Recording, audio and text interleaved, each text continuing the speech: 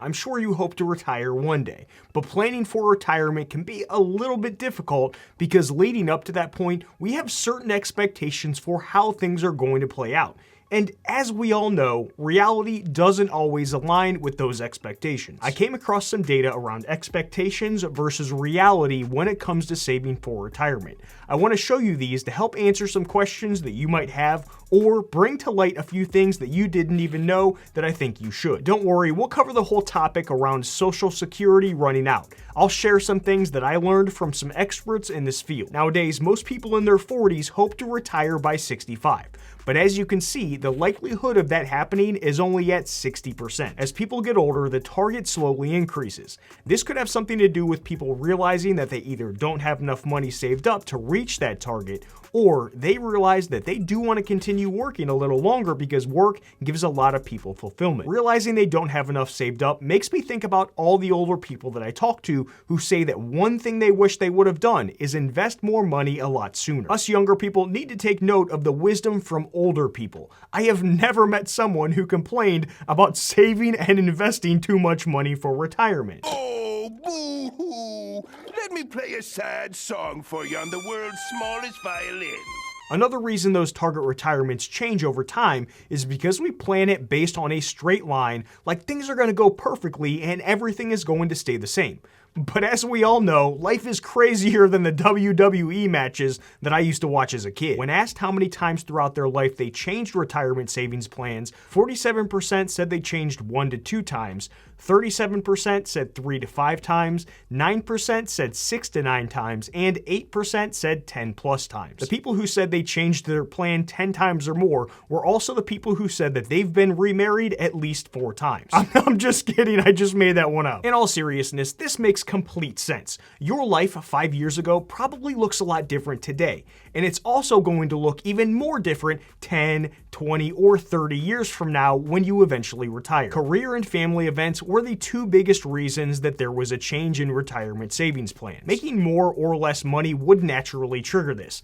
Get married, have kids, have to move, these things will change a lot of our finances. This one was interesting to me. The 4th largest reason was because of living above my means. What? People, have we learned nothing? Any of you who have watched my channel long enough know that I have zero issue with spending money, as long as you stay within your predetermined income to saving to spending ratio that I laid out in my money management video. When it comes to income sources in retirement, expectations versus reality differ greatly between non-retirees and retirees. 53% of people who aren't retired expect to have enough money to live comfortably when they're retired, while 80% of people who are retired report having enough money to live comfortably. I look at that gap in these 2 realities in 2 different ways. Number 1, a fear of the unknown when it comes to the future. It's this point in time that's just this black void, and it sits there as we slowly move towards it while we age.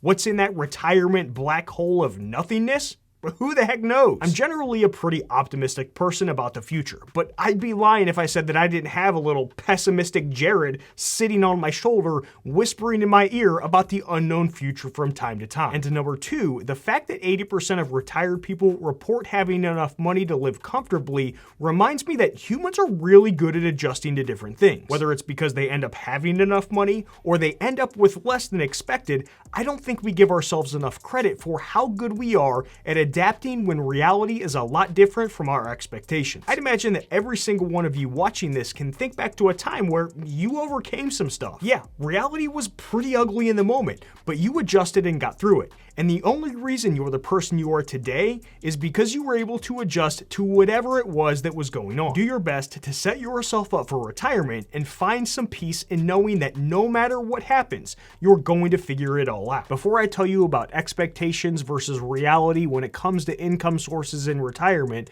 thanks to Blinkist for sponsoring this video. Reading has played a key role in improving my personal life, but it's not always easy to spend hours doing it the traditional way. That's where Blinkist really shines. They give you the most important ideas for each of the over 5,500 books available. The best part is that you can finish each book in about 15 minutes. No need to try to find the time to read or spend hours and hours trying to pay attention to what you're listening to. I've been a student of Stoic philosophy for for about the past 12 years, so I was pleasantly surprised to see Blinkist has The Art of Living by Epictetus. Because the text is so old, it can be difficult for most people to read, but Blinkist did an amazing job breaking it down in a way that anyone can understand. One of my favorite key messages from The Art of Living is how we cannot control everything that's going on around us, but we can control ourselves. This has less to do with trying to control the outside world to improve our reality and more to do with accepting the world as it is, then adjusting our thoughts and emotions accordingly. While you're listening, they even have the option to read to blink or jump to key insights. They also have a new feature called Blinkist Connect, where a premium plan can be shared with 2 different accounts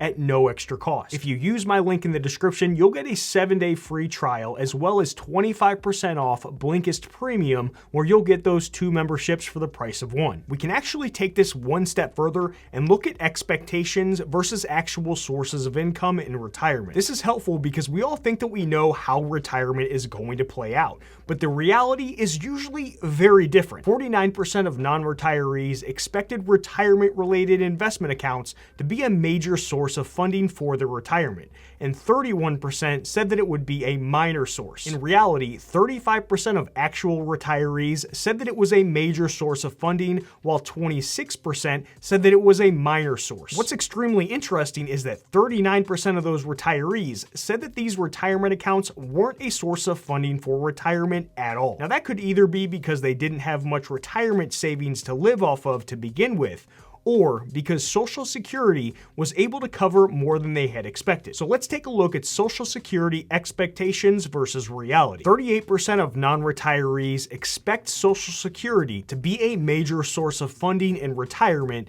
and 47% expect for it to be a minor source of funding. Us younger people might be pleasantly surprised to find out that 57% of retirees say that it is a major source, and 32% say that it's a minor source. I'm a glass half full kind of person, so I look at this as retirees realizing that Social Security payments end up covering a lot more of their expenses than they expected. This doesn't mean that you should slow down on your investing for retirement, but it should give you a little bit of hope about your future concerns around having enough money in retirement. For anyone younger who is worried about not getting Social Security in retirement because you think it'll be gone, I have a stat that I'll cover later in the video that will probably change your mind, so wait for that. If you want to help support my dog Molly, as well as this channel, then hit that thumbs up button and share the video with a friend that you think needs to see it. When it comes to home equity, this isn't a surprise to me, but it might be for some of you. 22% of non-retirees assumed that it would be a major part of funding retirement,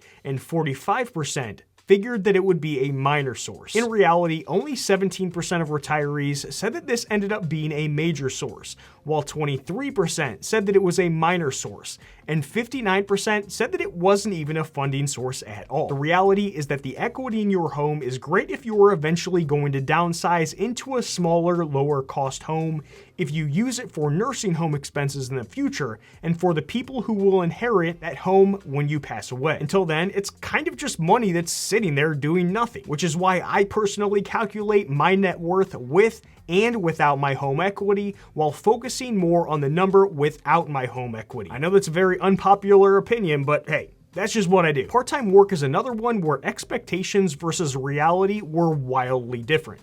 21% of non-retirees expected this to be a major source and 45% a minor source. While just 2% of retirees said that it was a major source, 13% said that it was a minor source, and a whopping 85% of retirees said that part-time work was not an income source. What a bunch of lazy people, thinking that they can freaking work their whole life, then just take off forever. What a bunch of losers. I'm sure this changes as you get into your later retirement years, but I was actually surprised that part-time work was essentially non-existent for most of them. I kind of just assumed that, I don't know, I would be doing some sort of work even in retirement. Expectations and reality around money from inheritance is pretty low across the board, which doesn't really surprise me since most self-made people come from nothing to begin with. People are rightfully worried when it comes to Social Security running out of money.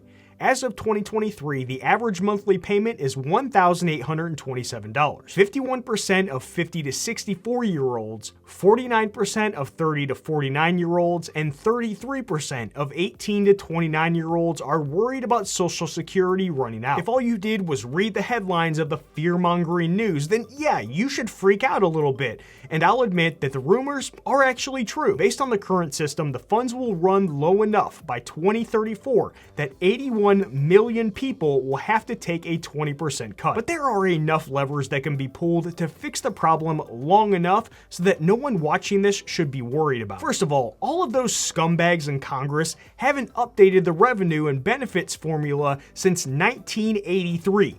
40 freaking years ago. And it's not like they didn't know this issue wasn't coming down the line. Actuaries made them fully aware of this in the mid-1990s. Let's just call it what it is. Those idiot politicians from all sides use it as a bargaining chip to throw back and forth to get reelected and keep all of us normies confused, anxious, and annoyed. And the mainstream media, oh my gosh, those people love to throw it in our face to freak us out and get more clicks. I was out to dinner with a friend the other day, and she told me how she was worried about this because she's been hearing about it all over the news. I told her exactly what I'm going to tell you. Don't worry about it. Here are some of the trade-offs they have that they've actually already used in the past. Before I give you these, I want to acknowledge that I understand that there are downsides to all of these trade-offs. Economist Thomas Sowell said it best. There are no solutions, there are only trade-offs. And whatever you do to deal with one of man's flaws, it creates another problem. But that you try to get the best trade-off you can get, and that's all you can hope for. One of the trade-offs is to increase the full retirement age by 1 year to 68 years old. This could be a viable option because we live longer nowadays compared to when Social Security was created. 1940 was the first time that Social Security paid benefits. At that time, the average 65-year-old would live about 13.7 years longer, so we'll just call it age 79. Nowadays, the average 65-year-old lives 20 years longer, so that's an increase of about 6 years. The only time they raised the full retirement age was back around 1983 when they raised it from 65 to 67. When you look at it from that angle, it would make sense to possibly increase the full retirement age by 1 year since we do live longer. Keep in mind that back when they increased the age from 65 to 67, it didn't happen overnight. They phased it in over a 4-decade period, long enough that it didn't screw over people who were close to retirement, and long enough for younger people like me to plan and start saving more to account for the added years. Another option they have instead of increasing retirement age is adjusting the tax rate. The last time they increased taxes for Social Security was back in 1977. When I heard that, I was like, wait, what? You haven't raised it in 46 years? Don't get me wrong, I don't want to pay more taxes, but I think you should have increased it at least once, maybe twice in 46 years? Once an individual reaches an annual income of about $160,000, they don't pay any Social Security tax on money that's earned above that amount. Instead of the 6.2% Social Security tax rate being capped at $160,000, they can either increase or remove the capped dollar amount altogether. Remember, trade-offs. Yes, they might have to update certain Social Security benefits for those higher earners, but we're not going to get that far into the weeds in this video. Completely removing that income cap would fix about 75% of the problem and increase Social Security solvency by at least 75 years. At the end of the day, Social Security is probably one of the, if not the most popular social benefit in the United States. And any political figure who ever tried to get rid of or reduce it for retirees or soon-to-be retirees would be voted out of office as quickly as possible. There's more levers they can pull beyond the two that I just mentioned. Something at the end of the day will eventually get done, but I just don't know what that'll be. For us younger people, worst case scenario is that it's reduced, and we'll have enough of a heads up to prepare for it. Please, for gosh sakes, try to keep the political talk to a minimum and respectful in the comments below. Let's just all agree that all politicians are complete scumbags and leave it at that. When Americans were asked to give themselves a grade on their retirement savings, the majority of people under the age of 70 gave themselves a C or lower. I was curious how my audience would rate rate themselves, so I put out the same poll to them. These polls go out to more people than just my audience, but here's the current demo that's watched my videos over the past 28 days. Here are the results. Nice job to the A, B, and C people. If you haven't done it yet, then go vote on that poll. If you want to get a decent idea of how you're actually doing compared to the grade you gave yourself for this one, then I'll have some free tools down in the description below where you can track your net worth, as well as a free retirement planning tool to help see if you are on track. How many people have withdrawn money from retirement accounts before retirement age? Look at the percentage of people in their 40s and 50s. My mind was blown when I saw this. If any of you have watched enough of my videos, then you know this is one of my biggest pet peeves. This is such a stupid, short-sighted thing to do.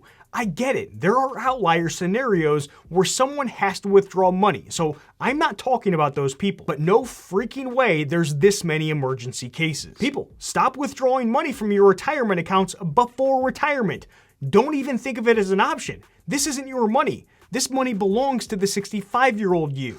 Sorry to get all hot and bothered there for a second. This just bugs the crap out of me. If you have a proper emergency fund, then use that. And if you don't, then start getting it in order. Because the next thing you know, you're going to be forced into retirement and really wishing that you didn't withdraw early from those retirement accounts. Check this out. 50% of retirees said that they retired earlier than they would have liked to. The primary reasons were health-related or laid off. We all need to be prepared for those unexpected events, and pulling money out of retirement accounts early is going to leave you broke, stressed out, anxious, and not living a very happy life. Don't forget to hit that thumbs up button and share the video with someone you think it could help. Thanks again to Blinkist for sponsoring this video. Get a 7-day free trial and 25% off Blinkist Premium down in the description below. I'll see you in the next one, friends. Done.